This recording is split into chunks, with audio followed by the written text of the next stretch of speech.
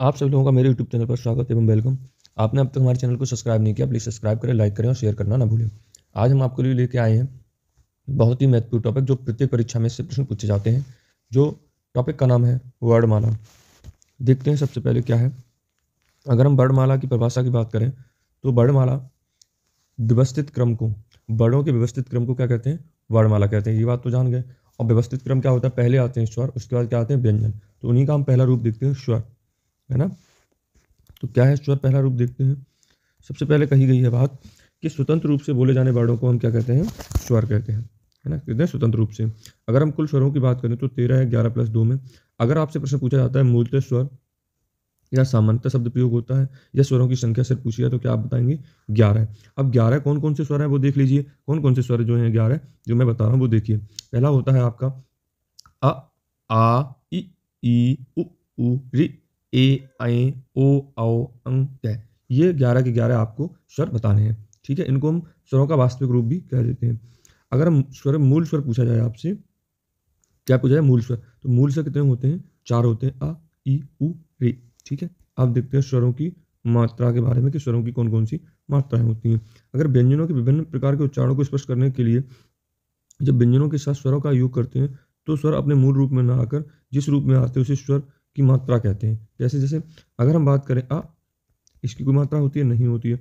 अगर हम बात करें बड़े आ की तो इसका क्या होता है? ठंडा होता है। इसी तरीके से ई, कौन सी मात्रा होती है? छोटी ई की ई, है ना। इसकी क्या होती है? ये मात्रा, ठीक है। समझ रहे हैं बात को? इसी तरीके से अगर हम बात करें किसकी? ऊ, तो क्या मात्रा होती है बच्चा? ये होती है। अगर हम बात करें जड़े ऊ की तो क्या मात्रा होती है? ये मात्रा होती है। समझ रहे हो ना? अगर हम बात करें ऋ की तो क्या मात्रा होती है? ये मात्रा होती है ना। इस तरीके से ये मात्राएं होती हैं। आप समझ रहे हैं बात को? आगे देखते हैं और भी। अब हम बात करें, अभी देखो मैंने आपको यहाँ तक मात्राएं बता दी। अब बची इस तरह की व्यंजनों की मात्राएं, वो देखते हैं कौन कौन सी होती हैं। अगर हम बात करें ए की तो ये मात्रा होती है। अगर आई की बात करें तो ये मात्रा होती है। ओ की बात करें तो ये मात्रा होती है। अगर औ की बात करें तो ये मात्रा होती है ना। अंग की इस तरीके से बिंदी रखी होती है। और घ की बात करें तो इस तरीके से विसर्ग के रूप में रखा जाता है। ये इनका मात्राएं और इनका वास्तविक रूप क्या होता है? ये स्वरों का वास्तविक रूप होता है, ठीक है। आगे देखते हैं। जब किसी शब्द की शुरुआत स्वर से हो तो अपने वास्तविक रूप में आता है। जैसे ये कहना ये चाह रहा है कि जब कोई शब्द है उसकी शुरुआत स्वर से ही होती है तो अपने वास्तविक रूप में आएगा। वास्तविक मतलब आ, ई, उ, इस तरीके से आएगा। जैसे आदमी है तो इसमें देखो कोई मात्रा का प्रयोग हुआ? नहीं हुआ, सीधा अपने वास्तविक रूप में आया। इसी तरह ईक है, ईक में देखो कोई मात्रा का प्रयोग हुआ? नहीं, वो अपने खुद के मूल रूप में आया है।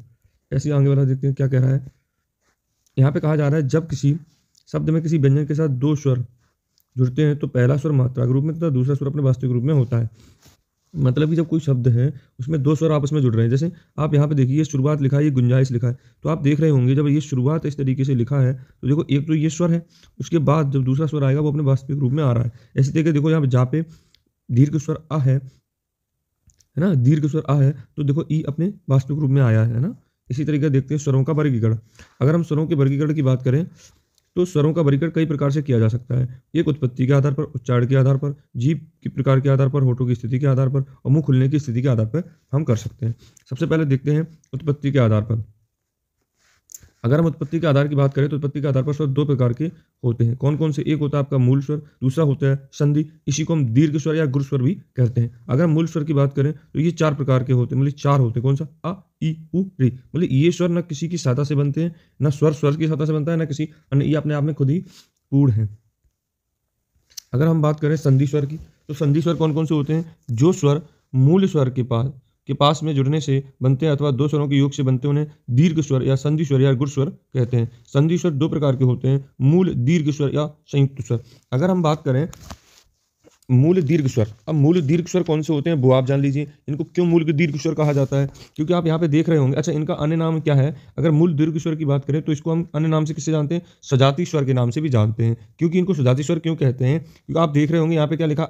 आ लिखा है। तो देखो दो ये स्वर इस स्वयं है ना, तो ये सजाती स्वर है, इनसे क्या बना है? दीर्घ स्वर बन गया। इस तरीके से यहाँ पे भी देख रहे हैं आप, यहाँ पे भी देख रहे हैं। अगर हम संयुक्त स्वर की बात करें तो इसको हम विजातीय स्वर कहते हैं। क्या कहते हैं? विजातीय स्वर कहते हैं। कैसे विजातीय? क्यों? देखो यहाँ पे ये अलग स्वर है, यहाँ पे अलग स्वर है, तब ए का निर्माण हुआ है ना। इसी तरीके से यहाँ पे देखो अलग है, यहाँ अलग है, तो देखो ऐ का निर्माण हुआ है। इसीलिए इनको हम अन्य नाम क्या देते हैं? इनको विजातीय स्वर भी इसका अन्य नाम देते हैं। बात समझ आ गई कि नहीं? ठीक है। अब आगे देखते हैं। उच्चारण के आधार पर, है ना। अभी हमने देखा उत्पत्ति के आधार पर, अब हम बात करेंगे उच्चारण के आधार पर। उच्चारण के आधार पर अगर देखा जाए तो स्वर 3 प्रकार के होते हैं। कितने प्रकार के? 3। क्यों? अगर हम बात करें किसकी? पहला हर्ष स्वर, ये देखो गलत लिखा है, यहाँ पे लिखेंगे हर्ष स्वर, हर्ष हर्ष स्वर, स्वर, है ना। दूसरा है दीर्घ स्वर, सी है क्लुप्त स्वर, है ना। अब हम देख लेते हैं सबसे पहले हर्ष स्वर क्या कह रहा है। जिन स्वरों के उच्चारण में कम समय लगता है उन्हें हर्ष स्वर कहते हैं, उन्हें लघु स्वर भी कहते हैं। ये 4 होते हैं। कौन से? आ, ई, उ, री। अच्छा, इनका हमने देखो अभी उत्पत्ति के आधार पर देखा था, इनको क्या कहा था? मूल स्वर कहा था, है ना। मूल स्वर कहा था कि नहीं? ठीक है, आगे देखते हैं। अगर हम बात करें दीर्घ स्वर की, अगर जिन स्वरों के उच्चारण में लघु स्वर से दुगना समय लगता है उन्हें क्या कहते हैं? दीर्घ स्वर कहते हैं। जैसे आ, ई, उ, ए, ऐ, ओ, औ। समझ रहे हो? ठीक है, आगे देखते हैं प्लुप्त स्वर। जिन स्वरों के उच्चारण में दीर्घ स्वर से भी अधिक समय लगता है उन्हें प्लुप्त स्वर कहते हैं, जिनको पुकारने में इनका प्रयोग होता है। जैसे ये लिखा है राधा, हम कैसे पुकारते हैं? राधा। समझ रहे हैं? ये इस तरीके से प्रयोग होता है। आगे देखते हैं जीभ के आधार पर, मतलब ये जीभ बनी है उसके आधार पर। जीभ के आधार पर स्वर 3 प्रकार के होते हैं। एक अग्र स्वर, मध्य स्वर और आपका क्या हो गया? पश्च स्वर। इतनी बात समझ आई? ठीक है, अब देख लेते हैं इसकी परिभाषा। अग्र स्वर की अगर परिभाषा देखें तो अग्र स्वर क्या कह रहा है कि जिन स्वरों के उच्चारण में जीभ का अगला भाग, जैसे ये आपकी जीभ है, इसका ये अगला भाग है, के प्रयोग में आता है, उसे अग्र स्वर कहते हैं। जैसे ई, ऐ, री, ये किसका? अगला भाग, इसीलिए इसको अग्र भाग है ना, ये स्वर प्रयोग होते हैं। ठीक है, तो अग्र स्वर की बात करें तो कौन कौन से होते हैं? ई, ए, ऐ, री। ठीक है, आगे देखते हैं। अब हम करें मध्य की बात, तो जिन स्वरों के उच्चारण में जीभ का मध्य भाग, जैसे इस तरीके से जीभ होती है तो इसका ये वाला भाग, है ना, प्रयोग में आता है, उसे क्या कहते हैं? मध्य स्वर कहते हैं। जैसे बोलते हैं सिर्फ कौन सा है? अ।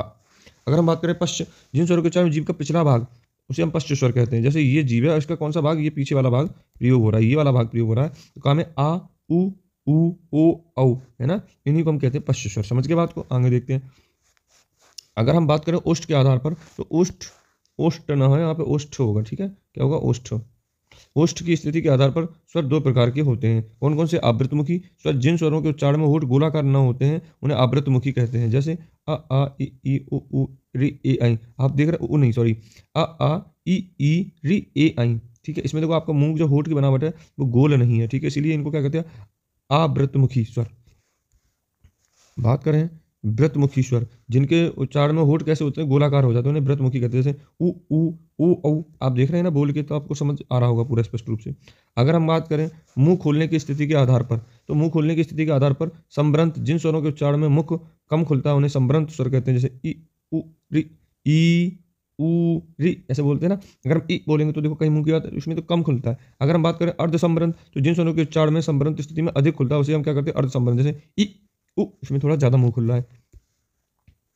अगर हम बात करें विब्रत स्वर, जिन स्वरों के उच्चारण में सर्वाधिक मुख खुलता है उन्हें विब्रत स्वर कहते हैं। आ, आओ, ऐ, है ना, ये देखो। अगर हम अर्ध विब्रत की बात करें, जिन स्वरों के उच्चारण में मुख विब्रत की तुलना में थोड़ा कम खुलता है उन्हें अर्ध विब्रत स्वर भी कहते हैं। जैसे कौन कौन से होते हैं वो देख लो, तो ये आपके होते हैं अ, ए, ओ, है ना, ये बोलते हैं, इसको ए नहीं कहेंगे, इसको बोलते हैं ओ। समझ रहे हो ना? ठीक है, अगर हम बात करें स्वरों के उच्चारण स्थान की, अब हम देख लेते हैं स्वरों का उच्चारण स्थान। ठीक है, तो स्वरों का उच्चारण स्थान देखें तो आ और आ किससे बोले जाते हैं? कंठ से बोले जाते हैं। ई और ई तालु से बोले, ऊ और ऊ ओष्ठ से बोले जाते हैं। री मूर्धा है। ए और ऐ कंठ है, और कंठ और तालु 2 से मिलकर बनता है, क्योंकि ये 2 से मिलकर बना भी है। अगर हम बात करें किसकी? आ और ई से मिलकर ही तो बना है, सॉरी, ई से मिलकर ही तो बना है कि नहीं बना है? बताइए, ये इससे मिलकर बना है। तो देखो आ किससे बोला जा रहा है? आपका कंठ से। और ई किससे बोली जाती है? तालु से। और इसीलिए ये किससे मिलकर दोनों बन गए? कंठ प्लस तालु से। ऐसे ही इसका भी हिसाब है, ये कंठ और ओष्ठ से। तो अगर इसकी बात करें तो ये आ से और ऊ से। आ तो बोला जा रहा है कंठ से, और ऊ बोला जाता है किससे? ओठ से। इसीलिए ये किससे मिलकर बनता है? कंठ और ओष्ठ से मिलकर बना है। बात करें व्यंजनों की, तो व्यंजन क्या कह रहा है? स्वर की सतह से बोले जाने वाले वर्णों को हम व्यंजन कहते हैं। स्वरों के बिना व्यंजनों का उच्चारण संभव नहीं है। बिना स्वर वाले व्यंजनों में हलंत लगा होता है, जिसे आधा व्यंजन अथवा व्यंजन का वास्तविक रूप कहते हैं। अगर हम व्यंजनों की बात करें तो व्यंजन 39 तरह के होते हैं हिंदी में। कौन कौन से देखें? स्पर्श व्यंजन 25 होते हैं, जो कहाँ से लेकर का से लेकर और कहाँ तक होते हैं? म तक होते हैं। अगर हम बात करें, इनको हम वर्गीय व्यंजन भी कहते हैं। स्पर्श व्यंजन वर्गीय क्यों कहते हैं? देखो का में 5 ही वर्ण होते हैं और 5 ही वर्ग होते हैं, तो ये वर्ग का निर्माण करते हैं, इसलिए इनको वर्गीय व्यंजन कहते हैं। अगर अंतस्थ व्यंजन की बात करें, यहाँ पे अंतस्थ गलत लिखा है, तो ये कौन कौन से होते हैं? आपके होते हैं या, र, ल और य, ब, ये अंतस्थ व्यंजन होते हैं। अगर उसमें व्यंजन की बात करें तो कौन से होते हैं? आपके तीनों सा, है ना, तीनों सा और हाँ। समझ रहे हो ना बात को? ठीक है, आगे देखते हैं। अगर संयुक्त व्यंजन की बात करें तो ये कौन होते हैं? ये भी 4 होते हैं। कौन से? 6 या और स, है ना ये। तो आपका ये किस किस से मिलकर बना है, क और स से मिलकर बना है, ठीक है। ये कैसे, त और रा से मिलकर बना है, ये ज और झा से मिलकर बना है ना, और ये आपका श और र से मिलकर बना है, ठीक है, समझ रहे हैं। अब आगे देखते हैं, आपका एक और दिया है द्विगुण व्यंजन। तो ये द्विगुण व्यंजन कौन से कहलाते हैं वो आप एक बार देख लीजिए। तो ये जो आपके होते हैं, ये वाला ड़ा होता है उसके नीचे ऐसी बिंदी, ये द्विगुण व्यंजन कहलाता है। कौन सा व्यंजन कहलाता है, द्विगुण व्यंजन कहलाता है। आगे देख लेते हैं, अगर हम परंपरागत रूप से देखें तो व्यंजनों की जो संख्या है वो कितनी बताई गई है। अगर परंपरागत रूप से देखें तो व्यंजनों की संख्या 33 बताई गई है, जो क से लेकर हा तक होते हैं। प्राय प्रत्येक व्यंजन के अंदर आ स्वर मिला होता है। अगर हम व्यंजनों के प्रकार देखें तो हिंदी वर्णमाला में व्यंजनों के 5 प्रकार होते हैं। कौन से, स्पर्श, अंतस्थ, ऊष्म, संयुक्त और द्विगुण। अभी जो ऊपर आपने आपको थोड़ा हल्के इसके बारे में बताया था, आप डिटेल जानकारी ले लेते हैं। अगर हम बात करें स्पर्श व्यंजन की, तो कौन कौन से होते हैं, जिन व्यंजनों के उच्चारण में जीभ मुख्य किसी भाग को छूकर निकलती है उसे स्पर्श व्यंजन कहते हैं। ये 25 होते हैं। इनको हम वर्गीय व्यंजन भी कहते हैं, क्योंकि अगर हम क से शुरू होकर कौन कौन से वर्ग होते हैं, जैसे का वर्ग, चा वर्ग, टा वर्ग, ता वर्ग, है ना, और पा वर्ग। देखो 5 हो गए, ऐसे इनमें 5 वर्ड होते हैं, का वर्ग, है ना, खा वर्ग, गा वर्ग, घा वर्ग, अंगा वर्ग, ठीक है। तो ये क्या कहलाता है, वर्गीय व्यंजन कहलाता है। अगर हम बात करें अंतस्थ व्यंजन की, तो देख लेते हैं क्या क्या। अंतस्थ व्यंजन, जिन व्यंजनों का उच्चारण स्वरों और व्यंजनों के बीच होता है उन्हें अंतस्थ व्यंजन कहते हैं। अर्ध स्वर भी कहा जाता है। ये 4 होते हैं। अब देख लेते हैं, अगर ये बोला जाए या, तो ये तालु से बोला जाता है।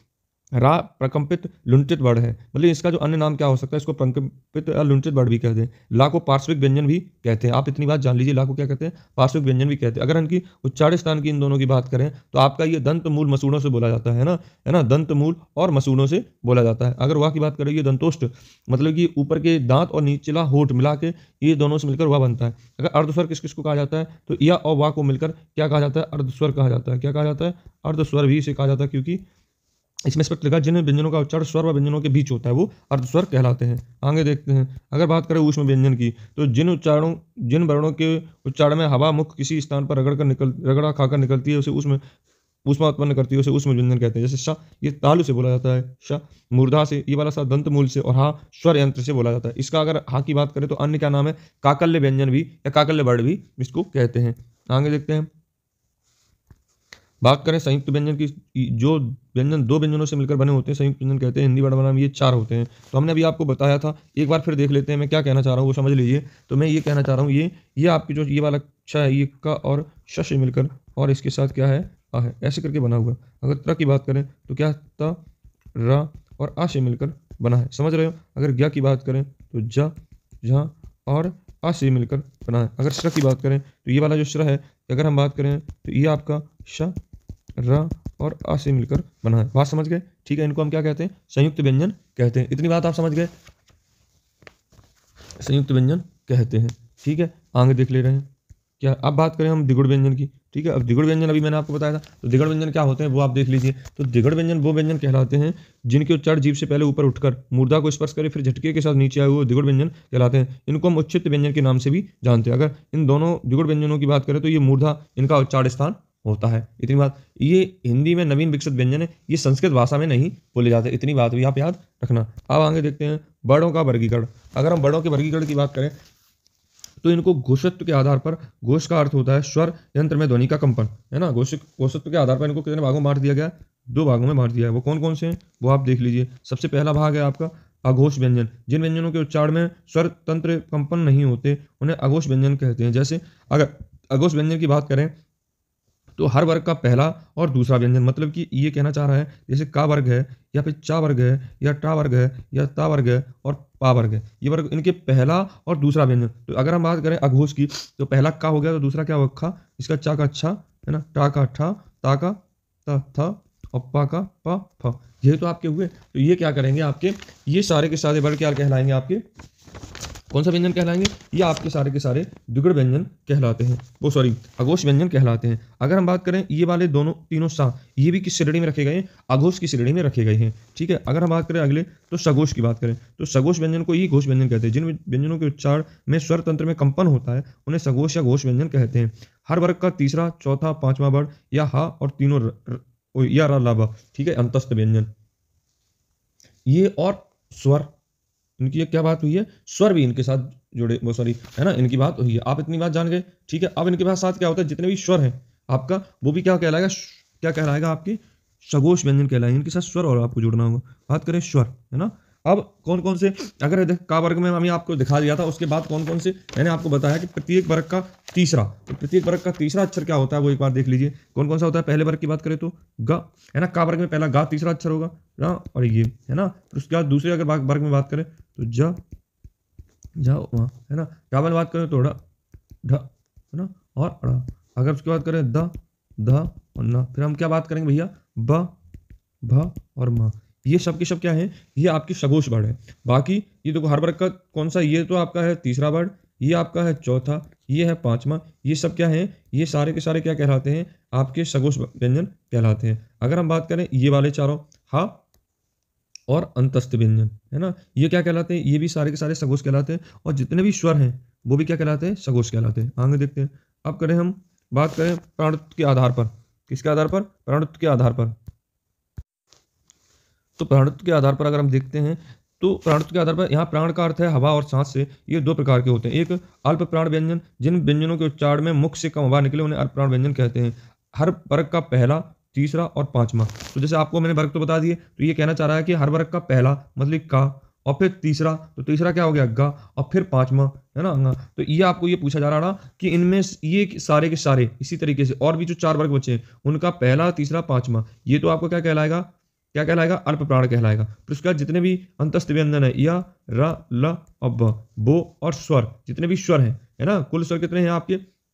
13 स्वर हैं वो। और अनुस्वर, अनुस्वर मतलब अंक पे इस तरीके से बिंदी, ये क्या कहलाएगा? ये आपके अल्प प्राण कहलाएंगे। क्या कहलाएंगे? अल्प प्राण कहलाएंगे। अब देख लेते हैं महाप्राण। क्या क्या देखेंगे? महाप्राण। तो महाप्राण में दिया है जिन व्यंजनों के उच्चारण में मुख से अधिक हवा निकले उन्हें महाप्राण कहते हैं। जैसे हर वर्ग का दूसरा, मतलब बात कर रहा है दूसरे हर वर्ग का, जैसे ये पहले वर्ग का वर्ग का खा दूसरा अक्षर होता है, और चौथा कौन सा होता है? घा। इसी तरीके से और भी जो वर्ग बचे उनके बो और ऊष्म व्यंजन, ऊष्म व्यंजन कौन से होते हैं? श, स, श और हाँ, ये और विसर्ग, ये क्या कहलाते हैं? ये सारे के सारे क्या कहलाते हैं? महाप्राण कहलाते हैं। बात समझ में आ गई कि नहीं समझ में आई? ठीक है।